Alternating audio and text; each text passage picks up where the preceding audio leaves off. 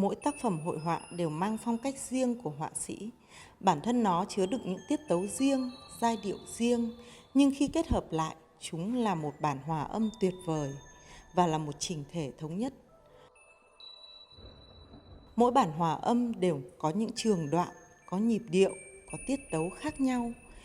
Tuy nhiên khi chúng hòa nhịp, chúng có thể tăng giá trị nghệ thuật lên rất nhiều. Mỗi tuyển tập tác phẩm đều mang hơi thở của đương đại. Ngày hôm nay, chúng ta sẽ trò chuyện với các họa sĩ về mỹ thuật đương đại Việt Nam qua góc nhìn của triển lãm Tranh sơn mài, biểu hiện và trừu tượng. Em xin chào hai họa sĩ, chào anh Nguyễn Văn Chuyên, chào họa sĩ Trần Ngọc Hưng.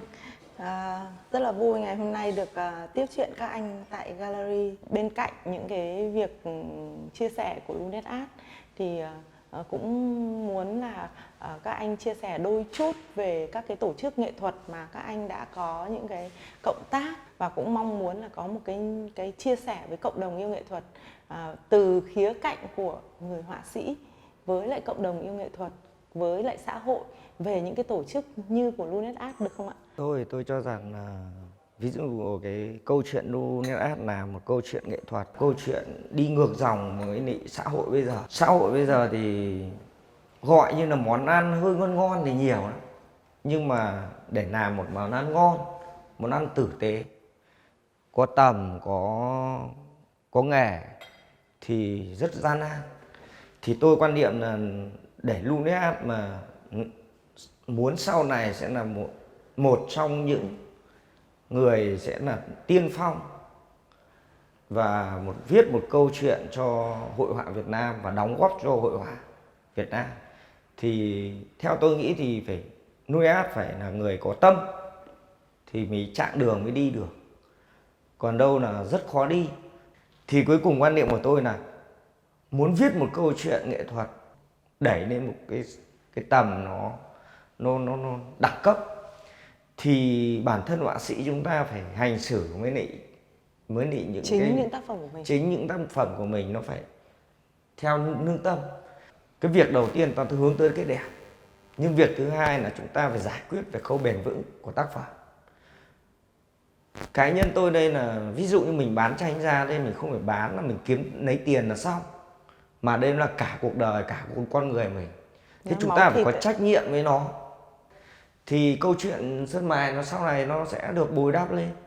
Tôi thì tôi nghĩ thế này, cái mà chất liệu sơn mài đi được ra thế giới thì nó phụ thuộc lớn vào tác giả.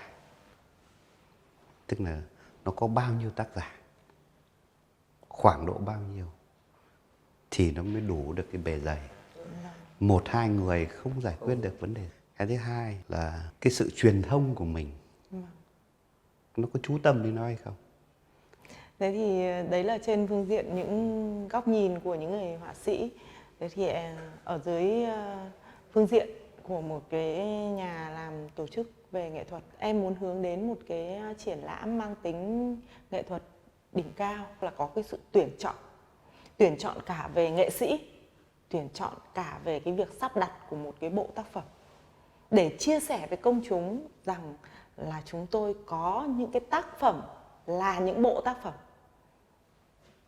Thực ra là một cái bộ tác phẩm dành cho công chúng, nhưng mà cái đấy cũng là cái đối đáp lại cho xã hội, cũng vừa là cái trả lại cái tin vui cho người nghệ sĩ rằng xã hội đang đón nhận nó rất là tốt, nhưng mà cũng là cái đối đáp lại cho xã hội là xã hội đang được thưởng thức những cái bộ tác phẩm rất là đẹp.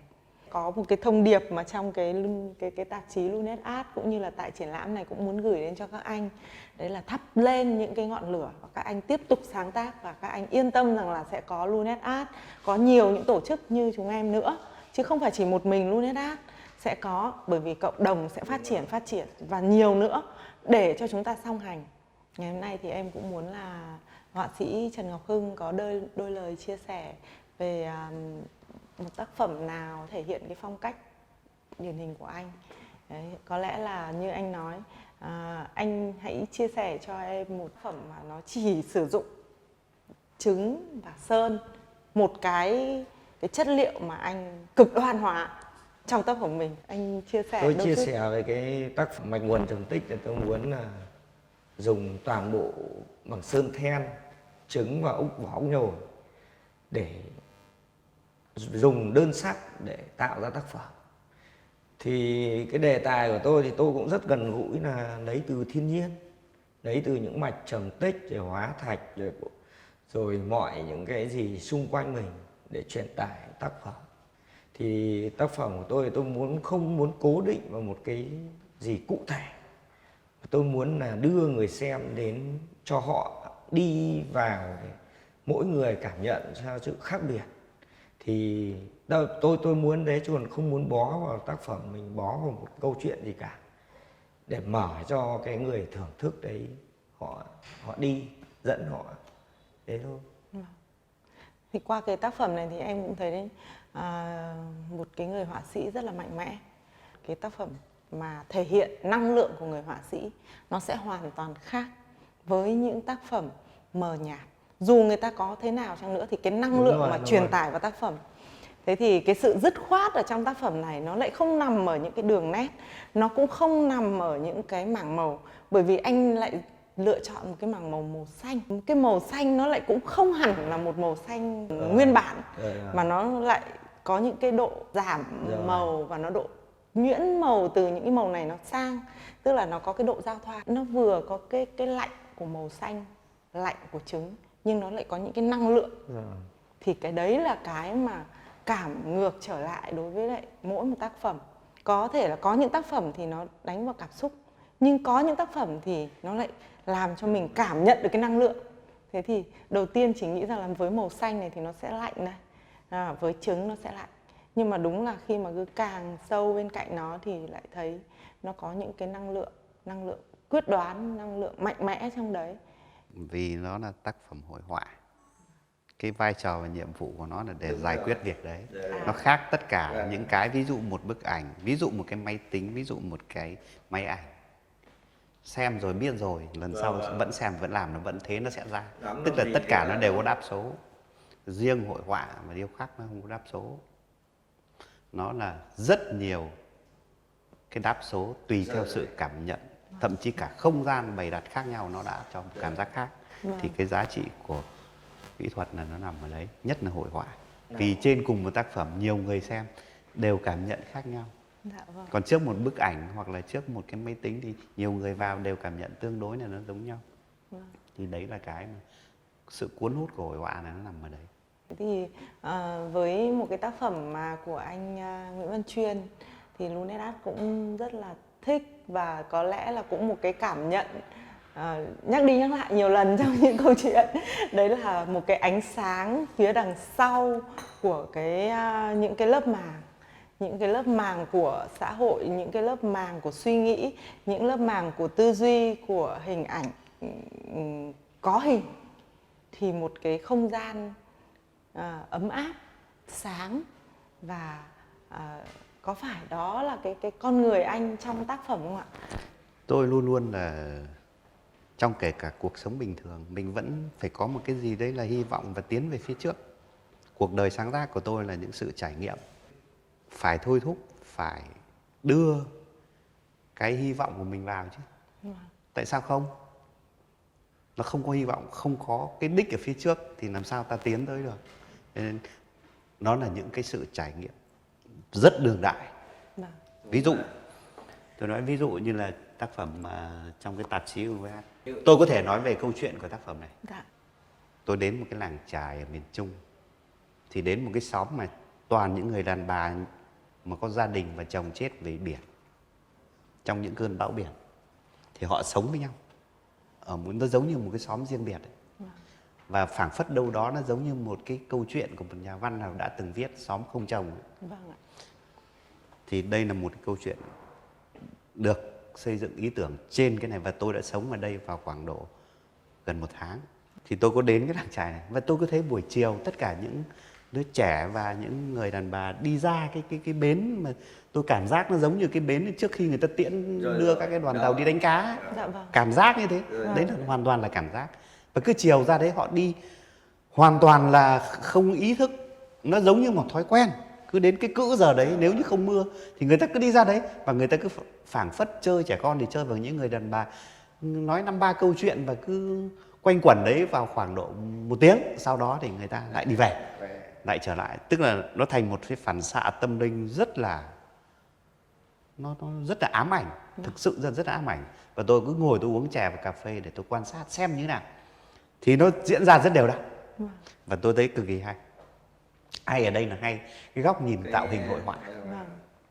Và có một vài cái yếu tố cũng rất là hay nữa là cái xóm ấy nó ở trong một cái bờ biển hình cong, nó chứa đựng tất cả những cái gì trôi dạt ở bên ngoài vào. Thì cái bãi đấy rất nhiều cây, những cái cây mà nó bị trôi trên biển, sau nó bị bóc hết các cái thớ ra, nó chỉ còn gần như còn cái lõi bên trong ấy. Nó rất cứng mà nó giống như nó cứ cháy đen như đấy. Đấy, nó nằm ngổn ngang ở trên bờ cát. Thì tôi có sự liên tưởng giữa những người đàn bà và những cái thân cây gỗ trôi dạt ấy, cùng trên một cái vòng cong của cái bãi biển, vừa chơi vừa tắm vừa sống ở cái xóm không chồng ấy. Và tôi hình thành lên cái tác phẩm chính là người đàn bà đợi.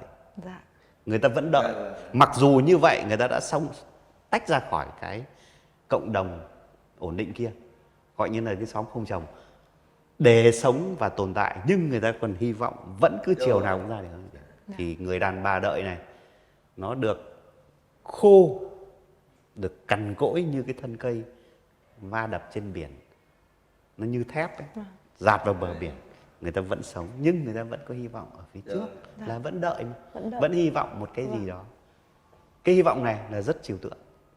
Thì cái tác phẩm này hình thành. Mà tôi không vẽ biển, mà tôi vẽ một cái nền đỏ gay gắt, cuộc sống gay gắt, một cái thân dùng màu rất là đơn giản và rất cơ bản của sơn mài. Đấy, sự tương phản rất là cao. Thì nó là, đấy là một cái ý tưởng, thì đấy là một cái trải nghiệm. Thì tôi nói là cuộc đời tôi sống và sáng tác hoàn toàn là trải nghiệm. Có những đề tài rất là thực tế, còn có những đề tài nó thuộc về tư duy, về giấc mơ, về gió, thì nó là cũng là trải nghiệm của mình. Đấy, thì nó nối tiếp nhau, không theo một quy luật nào cả, miễn là mình có đủ tinh thần, nghị lực và để bám chặt được với cảm xúc để thể hiện. Khi ý tưởng nó đã đến rồi thì cái điều đấy là đối với tôi là quan trọng. Có lẽ là một cái câu chuyện của họa sĩ thực sự là một sự chia sẻ. Đối với mỗi tác phẩm thì chúng ta cũng có những cái nguồn cảm hứng. Tức là khi chúng ta làm một tác phẩm, chúng ta đào sâu những cái bản thân mình. Không chỉ là tay nghề của người họa sĩ, mà nó còn là tư duy, nó còn là cái phản ánh trực quan sinh động vào người họa sĩ, nó phôi thai trong đó, xong sau đó nó mới ra được thành một tác phẩm.